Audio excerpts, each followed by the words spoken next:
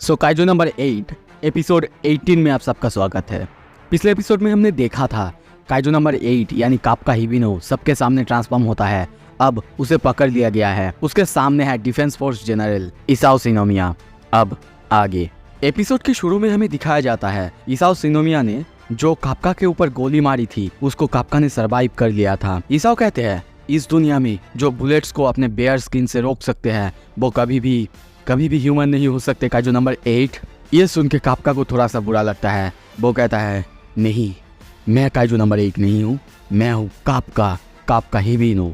ये सुनते ही हम देखते हैं इसाओ अपने हथियार को अनलॉक करने लगता है, अपने सूट को अनलॉक करने लगता है और एक एक करके तभी देखते हैं पूरे हथियार को वो रेडी करते हैं और कहते हैं ठीक है, अगर तुम्हें ऐसा ही लगता है तो तुम अपने इसी फॉर्म में मारे जाओगे मेरे हाथों से। काप्का को देखते हैं इसाओ शिनोमिया अपनी तरफ से पूरी तरह से रेडी हो चुके हैं लड़ने के लिए, पर काप्का अभी भी फुल्ली ट्रांसफॉर्म नहीं हुआ है।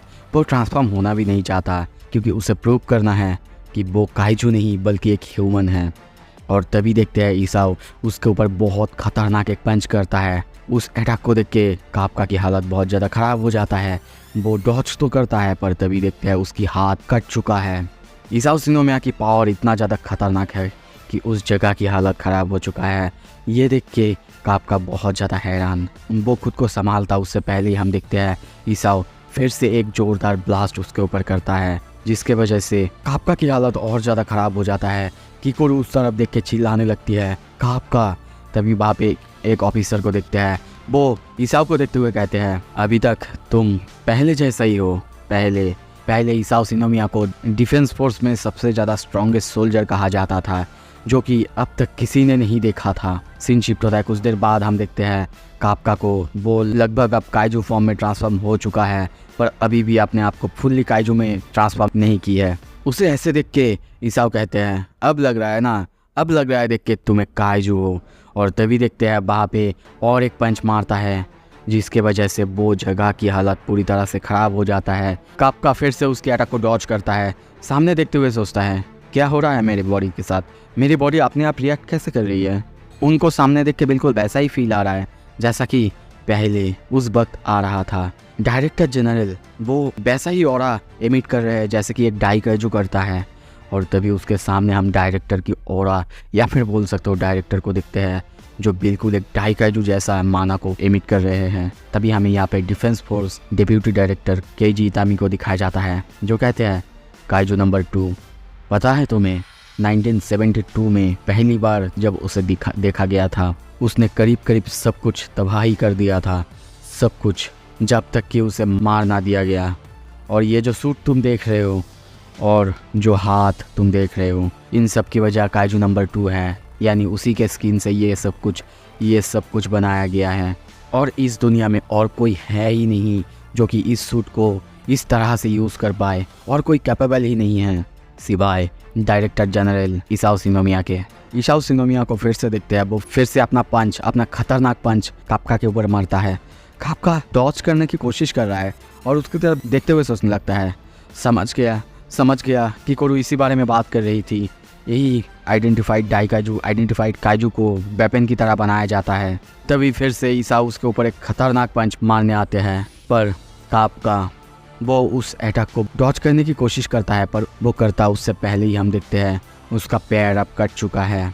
ये देख के वो पूरी तरह से हैरान, पर इसाओ शिनोमिया अब भी नहीं रुकते और फिर से वो उसके ऊपर एक खतरनाक पंच मारते हैं जिससे काप्का की हालत अब बहुत ज़्यादा ख़राब हो जाता है। उनकी अटैक इतना ज़्यादा पावरफुल था कि उस जगह में बहुत खतरनाक एक ब्लास्ट होता है। ये देख के किकोरू चिल्ला के कहती है काप्का, पर क्लियर होने के बाद हम देखते हैं वहाँ पे काप्का नहीं बल्कि अब काइजू नंबर 8 था, पर कुछ अजीब था जो कि किकोरू खुद नोटिस भी करती है। इसाओ कहते हैं तो फाइनली तुमने अपना असली रूप दिखा दिया काइजू। पर काइजू नंबर 8 को हम देखते हैं कुछ अजीब है, जैसे कि ऐसा फील नहीं हो रहा है वो काप्का है। किकोरू ये देख के बहुत ज़्यादा हैरान, वो उसकी आंखों की तरफ देख के सोचने लगती है नहीं, कुछ गड़बड़ है, ऐसा नहीं लग रहा है कि वो। इसाओ को भी अब गड़बड़ लगता है। तभी हम देखते हैं काइजू नंबर 8 वहाँ पे चिल्लाने लगता है, रोर करने लगता है उसका रोअर इतना ज़्यादा ताकतवर था। ऊपर से देख रही सारे ऑफिसर्स, उनकी भी हालत ख़राब हो जाता है, बाकी विंडो तक टूट जाता है। किकोरू सोचती है मुझे पता था कुछ गड़बड़ है। और तभी हम कापका को देखते हैं, वो बॉडी के अंदर है और सोचता है क्या प्रॉब्लम है, मैं अपनी बॉडी को ही कंट्रोल नहीं कर पा रहा हूँ, आखिर क्या हो रहा है मेरे साथ। तभी देखते हैं काइजू नंबर 8 अनकंट्रोलेबल हो चुका है। वो अपने आप को कंट्रोल करने की कोशिश कर रहा है, पर वो जानता है अगर ऐसे ही चलता रहा तो वो ये प्रूव नहीं कर पाएगा कि वो एक ह्यूमन है। यहाँ तक कि ऐसे करने से सब कोई समझ जाएंगे वो एक फुल ब्लोन काइजू है। वो अपने आप को कंट्रोल करने की कोशिश करता है, पर तभी अपने सामने उसी स्मॉल फ्लाइंग काइजू को देखता है। वो कहने लगता है काइजू किल। तभी हमें बाहर से दिखाया जाता है काइजू नंबर 8 अब अपनी ताकत से इसाओ शिनोमिया के ऊपर अटैक करता है, पंच करता है। उसकी पंच बहुत ज़्यादा ताकतवर है, बहुत ज़्यादा फास्ट है। ये देख के इसाओ खुद बहुत ज़्यादा हैरान होते हैं। पर तभी देखते हैं वो काइजू उसके ऊपर पंच तो मारता है, पर अभी भी अंदर से उसे कापका खींच रहा है। वो काइजू अपने आप को रेजिस्ट कर रहा है, जो कि कापका की वजह से है। वो मारना नहीं चाहता या फिर इसाओ शिनोमिया को कुछ करना नहीं चाहता। कापका उसे कितने देर तक कंट्रोल करेगा। और फिर से हम देखते हैं इसाओ शिनोमिया उसके ऊपर और एक खतरनाक ब्लास्ट करता है। पर काइजू नंबर 8 अब कहाँ रुकने वाला था, वो भी हम देखते हैं पंचेस की बरसात इसाओ पर करते जाता है। कापका बस अंदर से कहता है नहीं रुक जाओ, नहीं। किकोरू चिल्लाने लगती है डैडी नहीं। दूसरी तरफ हम इसाओ की हालत देखते हैं, अब बहुत ज़्यादा ख़राब हो चुका है। वो सोचते हैं अगर मेरे पास काइजू नंबर 2 का शील्ड नहीं होता शायद अब तक मैं मर चुका होता। और तभी देखते हैं वो एक किक काइजू नंबर 8 पर मारता है और फिर से एक खतरनाक पंच जो कि है squadron style combat technique number 2 उस पर मारता है, जिससे काइजू नंबर 8 बहुत दूर जाके गिरता है और उसका बॉडी, उसका कोर अलग हो जाता है। ये देख के इसाओ सोचता है क्या कोर, और तभी उसी मोमेंट हम देखते हैं उसी कोर से काइजू नंबर 8 रीजनरेट होता है और उसका जो बॉडी था वो डिकॉय करने के लिए था। इसाओ ये समझ जाते हैं। पर दूसरी तरफ हम अंदर कापका को देखते हैं, उसकी हालत भी बहुत ज़्यादा ख़राब हो रहा है, क्योंकि ऐसे अगर फाइट चलता रहा तो उसका बॉडी ज़्यादा देर नहीं टिक पाएगा। पर तभी हम देखते हैं काइजू नंबर 8 आके इसाओ पर बहुत ख़तरनाक वार करते हैं और दोनों की पंच एक दूसरे से टकराते हैं, जिसकी वजह से ये जगह पूरी तरह से टूट जाता है। एक एक दीवार, एक एक जगह पे क्रैक आ जाते हैं। ऊपर से हमें बताया जाता है नहीं ऐसा कैसे हो सकता है, ये जगह तो बहुत मजबूत फॉर्फिटेड शील्ड द्वारा बनाया गया है। यहाँ तक कि कहा जाता है ये फॉर्टिट्यूड लेवल 10 को भी सह सकता है, पर कैसे। दूसरे ऑफिसर कहता है कैसे नहीं होगा, तुम्हारे सामने क्या है, तुम देख नहीं पा रहे हो। अब तक के 2 सबसे ताकतवर काइजूज, काइजू नंबर 2 और काइजू नंबर 8 आमने सामने जिस जगह पे होंगे, क्या लगता है उस जगह की हालत कैसा हो सकता है।